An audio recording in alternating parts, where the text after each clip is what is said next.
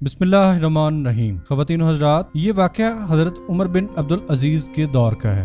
سلمان بن عبدالعزیز یا سلمان بن عبدالملک جسے آپ کہیں، وہ فوت ہو چکا ہے اور بغداد کے شہروں میں اس وقت عمر بن عبدالعزیز کا راج ہے، اور یہ وہ حکمران ہے جن سے رحم دلی عام مشہور ہے، اور انہوں نے اسی رحم دلی کی بنا پر لوگوں کے دل جیتے ہیں۔ اسی رحم دلی کی بنا پر انہیں خلافت ملی ہے، اور اسی رحم دلی کی بنا پر انہیں اعزازی طور پر خلیفہ راشدوں میں گنا جاتا ہے۔ حضرت عمر بن عبدالعزیز کے دور میں بغداد میں بہت سارا قحط آیا، اور ان کی 1 سال کی خلافت کے بعد وہ اتنا زیادہ قحط تھا کہ لوگ بھوکے مرنے شروع ہو گئے۔ قحط سالی کسی بھی طرح سے ختم ہونے کا نام ہی نہیں لے رہی تھی۔ حضرت عمر بن عبدالعزیز کو کوئی بات نہیں سوجی، اور کسی طرح کی بھی مشاورت وہ وزراء سے کرتے تو کوئی حل مل ہی نہیں پا رہا تھا۔ ایک نگینہ جو وہ پہنا کرتے تھے بہت قیمتی تھا، بلکہ اس دور کے جوہری کہتے ہیں کہ انمول تھا۔ اس کی قیمت ڈھونڈنا بہت مشکل تھی، اس کی قیمت ایسے نہیں لگ سکتی تھی، کیونکہ وہ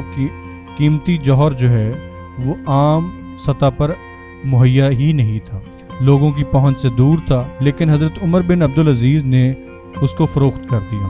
اس کو فروخت کر کے بغداد کے آس پاس اور دور دراز علاقوں سے غلہ اور اناج منگوایا، اور بغداد کے لوگوں کو اس قحط سالی کے موسم میں غلہ اور اناج پہنچایا۔ لوگوں نے وہ کھانا کھانے کے بعد جس طرح ہی ان کے چہرے مرجھائے ہوئے تھے، تازہ اور حشاش بشاش ہو گئے، اور انہوں نے قحط سالی پر پانے کی پوری کوشش کی، اور اس میں کسی حد تک بھی کامیاب ہوئے۔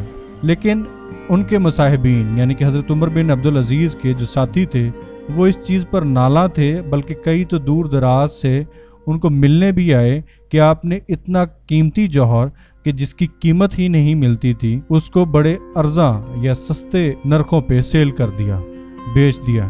حضرت عمر بن عبدالعزیز نے وہ جواب دیا جو آج کے حکمرانوں کے سر کے اوپر سے چلا جائے گا۔ وہ کہتے ہیں کہ اس ایک جوہر کی کیا قیمت کہ جس سے انسانی جان واپس نہ آئے۔ انسانی جان سب سے زیادہ بڑی قیمتی جوہر ہے، جس کا بدلہ کچھ بھی نہیں ہے۔ یہ جوہر آج میرے پاس ہے، کل کو میرے پاس نہیں ہوگا، جبکہ انسانی جان کو بچانے کے لیے مجھے نہ صرف اس دنیا میں خوشی ہوئی بلکہ آخرت میں بھی کامیابی ملے گی۔